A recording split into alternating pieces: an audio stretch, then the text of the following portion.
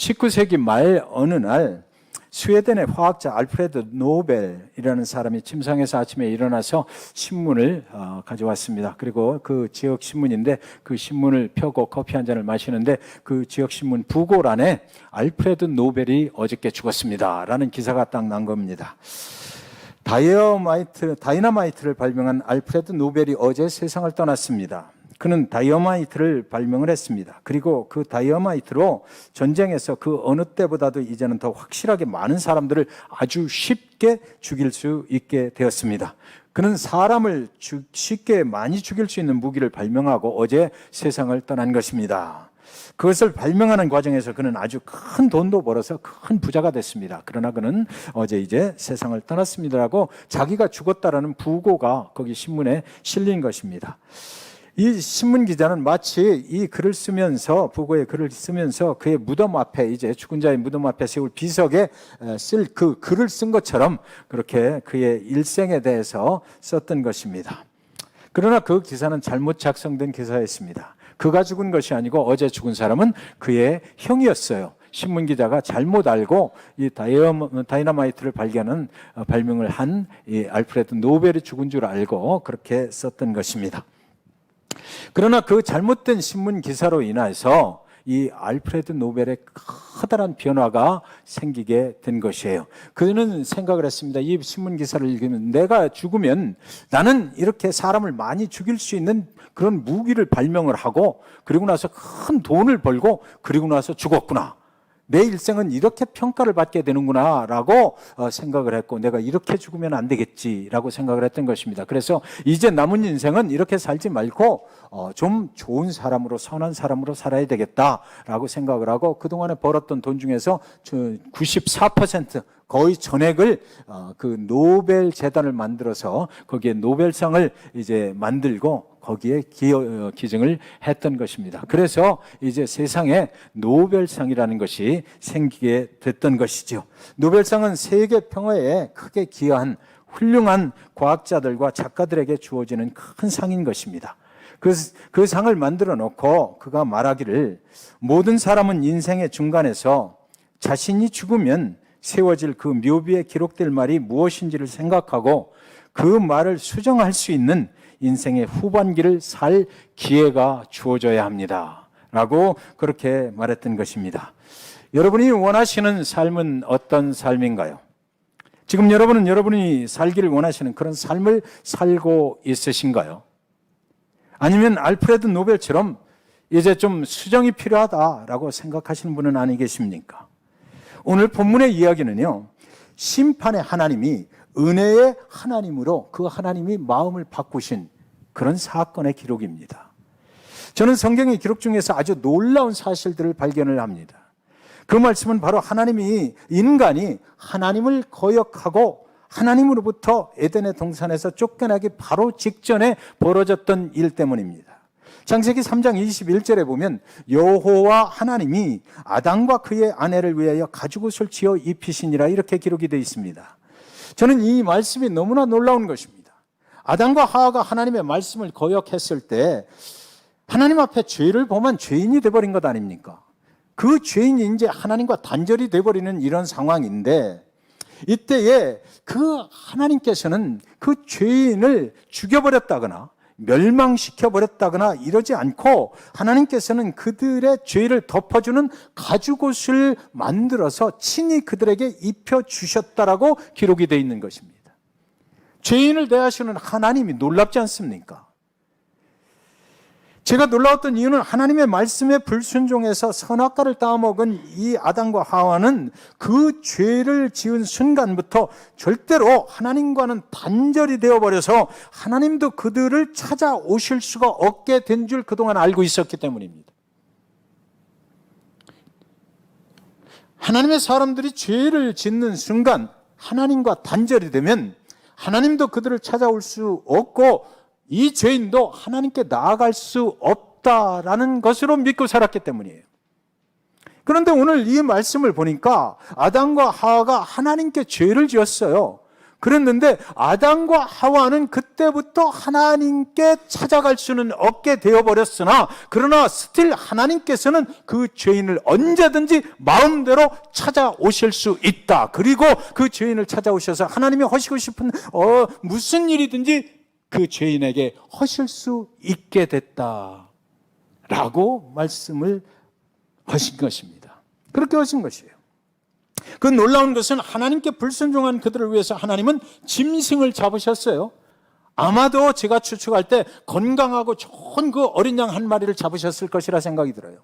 그리고 나서 그 어린 양을 잡아서 피를 빼고 그리고 그 가죽을 만들어서 그 가죽을 따뜻한 햇빛 가운데 말리셨을 것입니다. 그래서 가죽을 잘 만들어 가지고 그것을 제단을 하고 그리고 아담과 하와의 사이즈가 얼마더라? 이렇게 생각을 하시고 그것을 기억하시고 그들의 입을 그들에게 입혀줄 옷을 만드셨다는 것이에요. 가죽 옷을 만들어서 그리고 손수 그 아담과 하와를 찾아가셔서 그들에게 그것을 입혀 주셨다는 것입니다. 그러니까 에덴 동산에 하나님이 운영하시는 가죽 옷 전문의 엘트레이션 샵이 그때 개업을 했다. 성경은 이렇게 기록을 해놓고 있는 것이에요. 그렇게 가죽 옷을 입혀서 아담과 하와를 에덴의 동산에서 밖으로 이제 쫓아내신 것입니다. 살 길을 마련을 해주고 그리고 밖으로 내보내셨던 것이에요. 그들을 멸망시키거나 죽여버리지 아니하시고 죄인이 살아갈 길을 마련해 주신 다음에 에덴의 동산에서 내보내셨다는 것이죠. 하나님이 스스로 그들의 죄를 가려주시는 일은 먼 훗날 신약에서 있었던 일이 아니고 인간이 죄를 지었던 바로 그 순간부터 처음 죄를 지었던 그 순간부터 시작이 됐다라고 성경은 기록하고 있는 것입니다. 그러므로 성경의 창세기 3장 이후에 요한계시록의 끝까지의 내용은 바로 하나님이 어떻게 하면 죄를 지은 인간을 다시 하나님께로 돌아오시게 하는지에 대한 방법이 구체적으로 거기 기록이 되어 있다는 것입니다. 그래서 성경을 우리는 하나님의 구속사의 이야기다라고 이렇게 부르는 것이죠. 잘 들으시기 바랍니다. 죄인된 인간이 스스로 하나님께로 돌아갈 수 있는 방법은 없어졌어요. 죄의 삭은 사망이 당연합니다. 그러나 하나님께서는 죄인된 인간을 구원하시는 방법을 만들어내신 것이에요. 죄인까지도 사랑하시는 하나님, 이것이 본래 하나님의 본질이고 하나님의 본성이다라는 것이죠. 하나님은 죽어 마땅한 자를 어떻게든지 해서 살려내시는 하나님이시다라고 창세기 3장에 그렇게 말씀하고 있는 것입니다. 그런데요, 창세기 6장으로 오면서 저는 또 한 번 놀라운 하나님을 발견하게 됩니다. 창세기 6장 6절에 땅 위에 사람 지으셨음을 한탄하사 마음에 근심하시고 이렇게 돼 있어요. 무슨 말이냐면 인간이 죄를 지으면 인간만이 그 죄 때문에 고통을 느끼고 살아가야 되는 것이 아니고 하나님도 고통을 느끼신다는 것이죠. 주의 백성들이 죄를 지을 때 초래되는 가장 심각한 결과는 그 누구보다도 하나님의 마음을 괴롭게 하는 일이다라는 것이에요. 우리를 가장 아끼고 사랑하시는 하나님의 마음에 못을 박아버리는 것이다라는 거죠. 그렇다면 이때도 하나님은 죄악이 관영한 세상에서 살아가는 모든 죄인들을 구원하실 방법을 찾아내셔야만 되지 않습니까? 그런데 창세기 6장서부터 시작되는 이 노아의 방주와 홍수 사건 속에서는 오직 이때 한 사람만 하나님께서 구원을 하시기로 결정하셨다라고 말하는 것입니다. 창세기 6장 8절에 그러나 노아는 여호와께 은혜를 입었더라. 그리고 하나님은 세상을 심판해버릴 계획을 하시는 거예요. 모두를 살려내실 죄인을 사랑하시는 하나님께서 그 죄인들을 다 멸망의 길로 인도해버리고 그리고 나서 오직 은혜를 입은 한 사람만 구원을 하시기로 결정을 하셨어요. 그 한 사람과 그의 가족들만 구원을 하시기로 결정을 하셨습니다. 다 죽여버리고 다시 새로운 세상을 만드시기를 원하셨다라는 것이죠. 그때 하나님은 세상에 하나님의 은혜를 입은 노아만을 불러냅니다. 노아는 하나님의 명령에 따라 하나님이 원하시는 대로 구원의 방주를 만들어요. 노아의 방주가 다 완성이 되고 하나님의 명령대로 노아의 가족들이 방주 안으로 들어갑니다. 그리고 모든 생물이 하나님이 명령하신 대로 다 그 안으로 들어가는 것이에요. 그 방주의 크기가 예를 들어서 하나님께서 모든 죄인들을 다 살려내시려고 하셨다면 그 방주가 엄청나게 커야 되지 않습니까?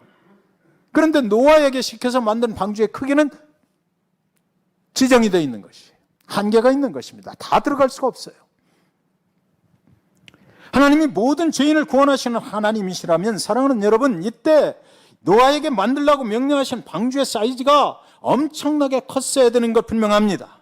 그러나 노아의 방주는 그렇게 크지 않았어요. 구원은 제한된 사람들에게만 베풀어 주시는 하나님의 은혜라는 것을 그때 설명을 하신 것입니다. 대홍수를 일으키셔서 세상을 심판하시는 하나님 앞에 인간이 선택할 수 있는 길은 두 가지밖에 없어요. 심판의 날에 물에 빠져 죽든지 노아의 방주로 들어가든지 둘 중 한 길을 가야만 합니다. 그때 여러분이 그곳에 계셨더라면 노아와 함께 방주 안으로 들어가든지 아니면 물에 빠져 죽는 길을 선택을 하든지 둘 중에 하나만 할 수 있다는 것입니다. 노아의 가족들이 방주에 다 들어가요. 정결한 짐승과 부정한 짐승들도 다 하나님이 원하시는 만큼 들어가는 것입니다. 생물들이 들어갑니다. 정결한 것은 7쌍씩 들어가고 부정한 것은 1쌍씩 들어가요. 하나님의 말씀대로 방주에 다 들어가요. 다 들어간 후에 그 방주의 문이 그 옆에 이렇게 문이 나 있었는데 그 문을 하나님이 닫아버리십니다. 창세기 7장 16절에 보면 들어간 것들은 모든 것의 암수라 하나님이 그에게 명하신 대로 들어가매 여호와께서 그를 들여보내고 문을 닫으시니라. 그 방주의 문을 닫으신 분은 하나님이세요. 노아가 들어가서 안에서 잠금쇠를 돌려서 닫은 것이 아니라 그 방주의 구조는 밖에서 하나님이 닫게 그렇게 만들어 놓으셨다는 것이죠. 방주의 문을 닫은 사람은 노아가 아니고 하나님이시다. 이제 구원의 방주의 문은 안에서는 닫는 문이 아니고 밖에서 닫는 문이었고 밖에서 열어주지 않는 한 안에 있는 모든 생물들은 밖으로 나올 길이 없다라는 것이죠.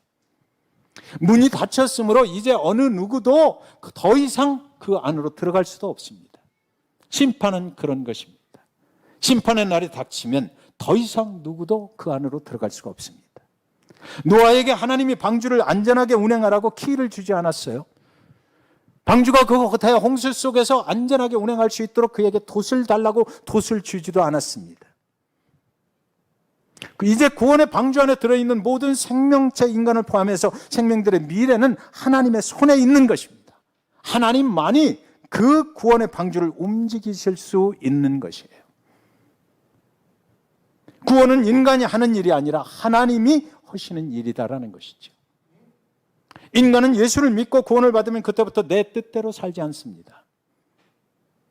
나를 구원해 주신 주님만이 나의 삶의 주인이 되어 주시고 나를 구원해 주신 주님께서 저와 여러분의 삶을 운행해 가실 수 있도록 그 인생의 길을 맡겨드리는 것입니다. 그것이 구원받은 자의 삶입니다. 방주의 문이 닫힌 후 온 세상에 대홍수가 말씀하셨던 대로 일어나는 것이에요. 하늘에 있던 큰 댐에 수문이 막 열려가지고 팍 하고 터져 내려버리는 것입니다. 하늘에서 그동안 한 번도 본 일이 없는 거대한 폭우가 막 쏟아져 버리는 것이에요. 땅이 뒤집히는 소리가 들리는 것입니다. 모든 것들이 쓸려가 버리는 것입니다. 상상해 보시기 바랍니다. 세상을 덮어버린 물에 쓸려나가며 살려달라고 제발 나 좀 구원해달라고 그제서야 하나님께 부르짖고 있는 그 생명들의 부르짖음의 소리가 인간이 죄악이 넘실대던 그 세상에 이제는 그 구원해달라는 그 부르짖음의 소리가 넘쳐대는 것입니다. 온 세상이 죽어가는 자들의 부르짖음으로 출렁거리고 출렁거리는 것이에요. 그러나 하나님의 심판은 이미 시작이 되었고 하나님은 그 순간 어디론가 자신의 모습을 감춰버립니다. 아무리 불러도 하나님은 대답하지 않아요. 그 홍수가 진행되는 동안 하나님의 모습은 그 이야기 속에 등장하지 않습니다. 마치 예수님이 십자가에서 온 인류의 죄를 대신 지고 죽으실 때 아버지여 나의 이천을 피할 수 있게 해주세요. 아버지 왜 나를 외면하십니까? 나의 부르짖는 소리를 왜 하나님은 아버지는 외면하십니까? 라고 그렇게 주님이 안타깝게 하나님께 외쳐달 때에 하나님이 어디론가 얼굴을 숨기셨던 것처럼 말입니다. 인간의 구원은 심판 전에 결정이 된다는 얘기거든요. 일단 심판이 시작되고 나면 그때 하나님의 은혜와 긍휼을 받을 길이 전혀 없다라는 것입니다. 홍수가 진행되는 동안은 구원의 하나님은 보이질 않고 범람하는 파도만 보일 뿐입니다. 그런데 여기서 질문이 생겨요. 하나님은 분명히 당신의 원래 모습을 잃어버리신 것 아닙니까? 라는 질문이 생기는 것입니다. 이 모든 죄인들에게 구원의 가죽 옷을 입혀주셔야 마땅한 하나님 아니냐고요. 왜 그들을 멸망시키시는 것이에요? 죽이시지 말고 살릴 수 있는 방법을 제시를 해 주어야 하는 것 아니냐고요. 사람들이 예수를 믿으려 하지 않는 것 중에 그 이유 중에 하나가 바로 뭡니까? 하나님이 너무 잔인하시다라는 것 아닙니까? 성경 속에 왜 하나님은 그렇게 다 죽여라 라고 다 멸절해버리라고 그렇게 말씀을 하시느냐는 것입니다. 왜 하나님은 당시의 죄인들을 살리려 하시지 않고 다 죽여버리신 것입니까? 은혜 받은 노아와 그의 가족들만 살리셨고 다른 사람들은 다 멸망의 길로 가게 만들어 버리셨느냐라는 것입니다. 그렇다면 이것이 하나님이 원래 원하셨던 그 하나님의 구속사를 이루어 가시는 것이냐, 아니면 하나님은 마음이 변하셔서 하나님의 잔혹사를 일으켜 버리시는 것이냐라는 질문이 생기는 것입니다. 그렇게 150일이 흘러가요. 그동안 보이지 않던 하나님이 이 홍수의 이야기 속에 그때 드디어 이제 다시 나타나십니다. 젖은 땅을 바람으로 말려서 마른 땅이 되게 하세요.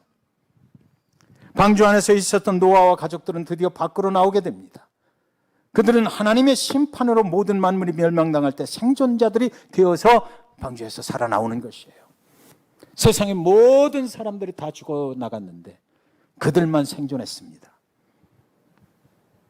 그것이 오늘날 어떤 한 도시에서 이루어진 사건이었다면 아마 방송국 기자들이 인터뷰를 하자고 그 노아에게 달려들었을 것만 같습니다.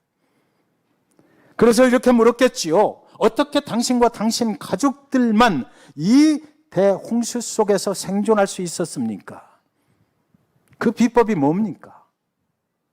그들은 도대체 어떻게 하나님의 심판에서 생존할 수가 있었단 말입니까? 성경은 그 이유를 분명히 몇 번에 걸쳐서 강조를 해놓고 있어요.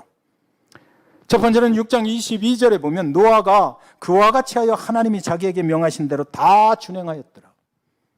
하나님의 명령하신 모든 것에 다 순종했기 때문에 살아났다라는 것이에요. 7장 5절에 보면 노아가 여호와께서 자기에게 명하신 대로 다 준행하였더라. 하나님이 명령하시면 무엇 하나 틀림없이 노아는 그대로 다 했다. 그 결과로 자기와 자기 가족은 살아남았다라는 것입니다. 7장 9절에 보면 하나님이 노아에게 명하신 대로 암수 둘씩 노아에게 나와 방주로 들어갔으며 하나님이 노아에게 명령하신 대로 자기 가족뿐만 아니라 짐승들까지도 다 하나님의 뜻대로 거기에 들여보냈다. 다 순종했더니 자기는 살아남았다라는 것입니다. 7장 16절에도 보면 들어간 것들은 모든 것의 암수라 하나님이 그에게 명하신 대로 들어가매 여호와께서 그를 들여보내고 문을 닫으시니라. 끝까지 모든 것 여호와께서 말씀만 하시면 노아는 그대로 다 준행을 했다. 그랬더니 나와 나의 가족들 다 살아나게 됐다. 거기서 구원받았다라는 것입니다. 이런 질문이 생기죠. 그렇다면 순종이 구원의 조건인가? 그들이 심판의 날에 생존할 수 있었던 이유는 바로 하나님이 명령하시는 모든 것에 다 순종하였기 때문이라고 이렇게 적혀 있거든요. 하나님이 심판의 날에 생존 법칙은 오직 순종밖에는 없는 것일까요? 그렇게 순종해서 생존해서 밖으로 살아나온 노아가 그 다음에 무엇을 해요? 8장 20절에 보면 노아가 여호와께 제단을 쌓고 모든 정결한 짐승과 모든 정결한 새 중에서 제물을 취하여 번제로 제단에 드렸더니 그는 밖으로 나오자마자 예배를 드렸다 이렇게 돼 있습니다. 애굽에서 노예로 살던 이스라엘 백성들이 하나님께서 모세를 통해서 역사하심으로 그들이 홍해를 건널 때 마른 땅으로 건넜잖아요. 그리고 이제 광야로 나와서 그들이 예배합니다. 소고를 붙잡고 춤을 추며 하나님을 찬양해요. 우리를 구원해 주신, 우리를 마른 땅으로 건너게 하신 그 하나님, 그분을 막 춤을 추면서 찬양을 하는 것입니다. 그러나 지금은요, 노아와 노아의 가족들의 그 외에 다른 사람들은 모두 다 죽임을 당했잖아요. 오직 구원을 받은 자는 노아와 그의 가족들 뿐인데, 그들이 모든 것이 쓸려나간 그 황폐한 불모지로 변해버린 그 광야 가운데서 하나님을 예배합니다. 여기서 저는 이 말씀을 묵상하면서 잠시 제 생각을 좀 멈추어 봤어요. 그냥 따라갈 수가 없더라고요. 모든 생물이 다 죽어버린 황폐한 세상에 홀로 남겨진 노아와 그의 가족들은 그들이 예배할 때 정말 감사하고 행복했을까? 이것이 축복이다라고 생각했을까? 여러분은 어떻게 생각하십니까? 아니면 하나님의 마음에 들지 않으면 세상을 언제든지 쓸어버릴 수 있는 그 심판의 하나님이 두렵고 떨려서 굉장히 무거운 마음으로 예배했을까? 왜 이들은 소고를 붙들고 춤을 추며 하나님을 찬양하며 예배하지 않았을까? 오늘도 내가 만약에 순종하지 않는다면 언제든지 나를 죽여버릴 수도 있는 그 하나님이 감사했을까? 두려웠을까? 폐허가 되어버린 세상 광야 한복판에서 아무도 없는 그곳에서 예배를 드리는 노아는 행복해서 춤이라도 추고 싶었을까요? 정말 하나님을 깊은 마음으로 감사하면서 하나님 나를 구원해 주셔서 감사합니다, 이런 마음으로 예배를 드릴 수 있었을까요? 여러분, 다른 교회에서는 믿음으로 다 순종하면 여러분 축복해 주십니다, 구원해 주십니다. 그러니까 여러분, 우리 모두가 하나님이 명령하시면 모두 다 순종합시다, 이러면 성도님들이 아멘 하고 화답을 하십니다. 그러나 여러분, 제 생각은 좀 달라요. 노아는 세상으로 나와서 살려주신 하나님께 감사의 예배를 드렸다고 하는데, 저는 제가 거기 살아났다면 그렇게 할 수 없었을 것 같아요. 여러분, 그 이유는 바로 제 자신에게 있기 때문이에요. 첫 번째 이유는요, 저는 노아처럼 모든 하나님의 말씀에 순종할 자신이 없습니다. 지금도 형편없는 믿음이 없는 목사요, 언제든지 쓰러질 수밖에 없는 연약함이 저한테 있는데, 하나님이 말씀하시는 그 음성을 듣고도 이걸 정말 해야 되나 항상 망설이는데, 어떻게 제가 노아처럼 하나님의 모든 말씀에 순종을 해서 그렇게 구원을 받을 수가 있단 말입니까? 만약에 대홍수가 또다시 온다면 저는 거기 방주에 들어갈 자격이 없는 것입니다. 어떻게 120년이라는 긴 세월을 하나님이 말씀하시는 것 한마디 한마디 다 순종하면서 살아갈 수가 있겠느냐고요. 저는 못해요. 그 심판의 날이 오늘 여기 임한다면 저는 방주에 들어가서 구원을 받을 그런 자격이 없는 것입니다. 자신 없어요. 두 번째는 여러분, 저 혼자만 살아남고 싶지 않기 때문이에요. 어떻게 내 사랑하는 친구들, 내 사랑하는 마을 사람들, 내 사랑하는 성도들 믿음이 없다고 다 그 홍수에 쓸려 나가서 죽어버렸는데, 나는 나 혼자만 살아남았다고 하나님께 감사와 영광과 찬양의 예배를 드릴 수가 있겠습니까? 저는 그럴 자신이 없습니다. 세 번째 이유는 설령 그렇게 구원을 받았다고 해도 언제든지 하나님의 말씀대로 순종하지 않는다면, 또 진노하시고 죽여버리는 폭군 같은 하나님이시라면 나 같은 사람은 영원히 살 수 있는 소망이 그 하나님 앞에 절대로 존재할 수 없다라고 깨닫기 때문입니다. 나는 부족하고 연약하고 한없이 세상의 유혹과 제약에 쓰러질 수밖에 없지만, 저희가 필요로 하는 하나님, 저희가 필요로 하는 주님은 어떤 주님이시냐면, 그래도 나를 사랑해 주시고 괜찮다고 말씀해 주시고 회개하라고 그러면 내가 너를 도와줄 것이다 라고 말씀해 주시고 나를 보호해 주시고 내가 쓰러지면 다시 손잡아 일으켜 주시는 그런 하나님, 그런 주님이 저의 주님이 되어 주시길 저는 원하기 때문이에요. 그래도 나에게 괜찮다. 영원한 길로 내가 인도해 줄게. 내가 사용하는 방법이 있어. 너는 연약하고 부족하지만 그래도 괜찮아. 나만 따라오면 돼. 라고 말씀하시고 나의 손을 쓰러질 때 잡아주시고 일으켜주시는 그런 하나님이 필요합니다. 내가 하나님께 모든 것을 순종할 때만 구원해 주시는 그런 하나님이시라면 그 앞에 저뿐만 아니라 누가 과연 영원히 살아남을 자가 있겠느냐고요. 그런 하나님을 두렵고 겁나서 어떻게 믿겠습니까? 여러분, 그래서 성경 속에는 노아의 방주와 홍수의 사건이 여기서 끝, the end 이렇게 되어 있질 않습니다. 그 다음에 하나님이 또 다른 방법을 제시를 하셔요.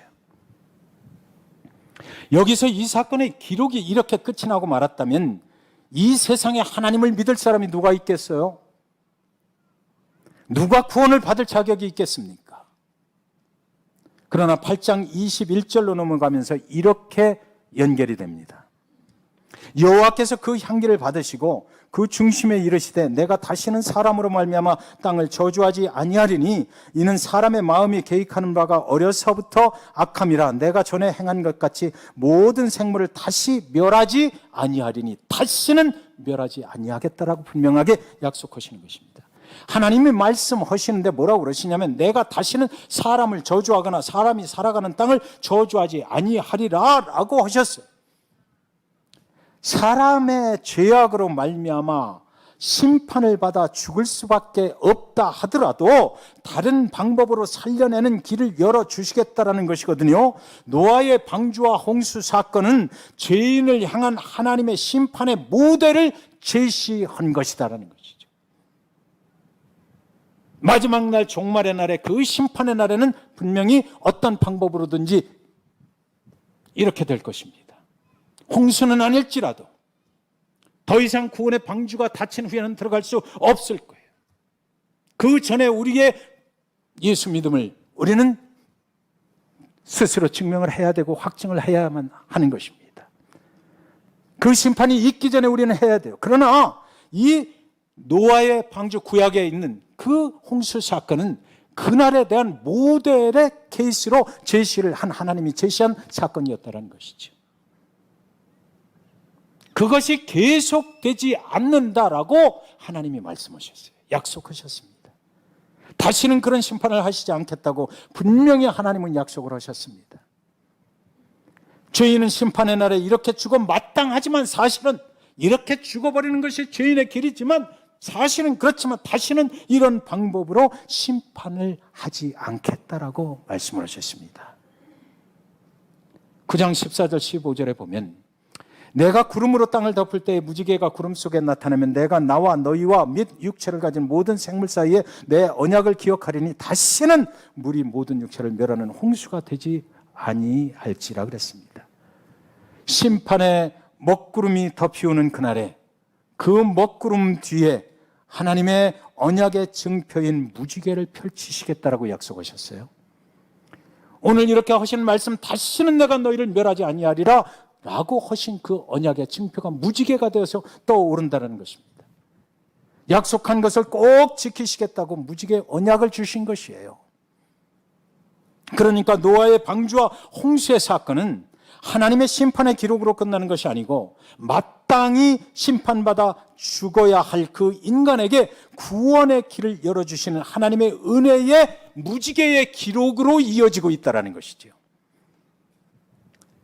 그것이 바로 무지개의 언약이라는 것이고 그것이 바로 복음이라고 하는 것입니다. 사랑하는 성도 여러분, 여러분의 인생에 먹구름이 몰려올 때 얼마나 두렵고 떨립니까? 지금도 우리 중에는 두렵고 떨림 가운데 계신 분이 분명히 계실 것입니다. 그러나 그 먹구름의 뒤편에 하나님이 준비하시는 이 은혜의 무지개가 떠오르고 있다는 것을 꼭 기억하시기 바랍니다. 하나님은 그 언약을 지키시기 위해서 하나님은 그 후 4300년이 흐른 후에 어떤 신학자의 얘기에 의하면 2300여 년이 흐른 후에 어느 날 하나님의 하나밖에 없는 아들 예수를 이 땅에 보내신 것이에요. 원래는 죄인된 저와 여러분이 노아의 홍수 사건 때처럼 심판을 받아 죽어 마땅하지만 다시는 너희를 물로 심판하지 않겠다고 약속하신 하나님께서 그 죽을 수밖에 없는 죄인들을 위해서, 저와 여러분을 위해서 이제는 당신의 아들 예수에게 그 죄를 대신 지워서 저 골고다의 십자가에 못 박아 죽이신 은혜를 베풀어 주셨다라는 것입니다. 하나님은 그 약속을 지키셨어요. 그날 당신의 아들이 대신 심판받아 죽으실 때에 엘리 엘리 라마 사박다니, 나의 하나님 어찌하여 나를 버리셨나이까 라고 부르짖었지만 하나님은 그 순간 어디론가 자신의 모습을 감춰버리고 아무런 대답이 없으십니다. 대홍수 사건 때 방주의 문이 닫힌 후 하늘에서 폭우가 쏟아지고 물에 쏠려나가는 사람들이 살려달라고 부르짖을 때 하나님은 그 홍수의 이야기 속에서 어디론가 자신의 모습을 감춰버리셨던 것처럼 말입니다. 당신의 아들이 인류의 모든 죄를 다 지고 십자가에 달려서 나의 하나님 어찌하여 나를 버리시나이까라고 부르짖을 때 하나님은 거기 모습을 나타내시지를 않았어요. 죄의 삭은 당연히 사망이기 때문입니다.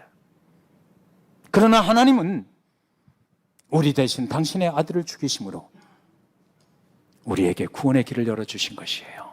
그 언약을 지키셨던 것입니다. 이것을 우리는 하나님의 한없는 한량 없으신 은혜라고 부르는 것입니다. 사랑하는 성도 여러분, 고린도후서 4장 7절 10절 사도 바울의 고백을 들어보시기 바랍니다. 우리가 이 보배를 질그릇에 가졌으니 이는 심히 큰 능력은 하나님께 있고 우리에게 있지 아니함을 알게 하려 함이라. 우리가 사방으로 우겨쌈을 당하여도 쌓이지 아니하며 답답한 일을 당하여도 낙심하지 아니하며 박해를 받아도 버림받지 아니하며 거꾸러뜨림을 당하여도 망하지 아니하고 우리가 항상 예수의 죽음을 몸에 짊어지면 예수의 생명이 또한 우리 몸에 나타나게 하려 함이라 그랬습니다. 코로나 중에도 소망의 무지개는 뜹니다. 코로나 중에도 하나님이 창조하신 세계의 사계절은 변해갑니다. 잭슨빌에도 가을이 오고 이제 겨울도 올 것입니다. 제가 처음에 잭슨빌에 와서 굉장히 어려웠던 시절이 있어요. 아내와 둘이 차를 타고 저 버크만 다리를 건너가는데 그날 비가 많이 왔습니다. 버크만 다리를 건너가는데 그 긴 다리 가운데 강은 양쪽에 얼마나 아름답습니까? 거기 비가 막 쏟아지는데, 그런데 쭉 지나가는데 그 다리를 중심으로 저편에 무지개가 쫙 내리는 거예요. 그 어려움 중에서 아내와 저는 차 안에서 아무 소리도 않고 그렇게 가고 있다가 그 축복의 무지개가, 약속의 무지개가 팍 뜨는 순간, 하나님의 위로의 무지개구나. 우리는 말문을 열기 시작했어요. 괜찮아, 하나님이 도와주실 거야. 하나님께서 약속하셨잖아. 그래서 우리가 여기 온 거 아니야. 우리 대신 당신의 아들을 십자가에 죽이시는 그 하나님의 은혜의 무지개는 여전히 뜨고 있는 것입니다. 심판의 먹구름만 보시지 말고 먹구름 뒤에 떠오르는 은혜의 무지개를 바라보시기 바라요. 우리를 향하신 하나님의 뜻은 심판이 아니라 은혜를 베풀어 주시는 것이에요. 여전히 창세기 3장에서 가죽옷을 입혀주셨던 그 하나님, 죄인을 살려내시기 위한 그 하나님의 가죽옷은 여전히 저와 여러분의 삶 속에 작용하고 있다는 것 잊지 마시기 바랍니다. 사랑하는 여러분, 그래서 하나님의 은혜로 여러분의 인생의 모든 먹구름이 물러가고 하나님의 은혜로 구원을 받으시는 그 아름다운 축복이 저와 여러분 모두에게 임하시기를 주님의 이름으로 이 시간 간절히 축원드리는 것입니다. 오늘 말씀 기억하시면서 나의 반석이신 하나님, 다 같이 일어서셔서 찬양 드리고 기도함으로 예배를 마치도록 하겠습니다.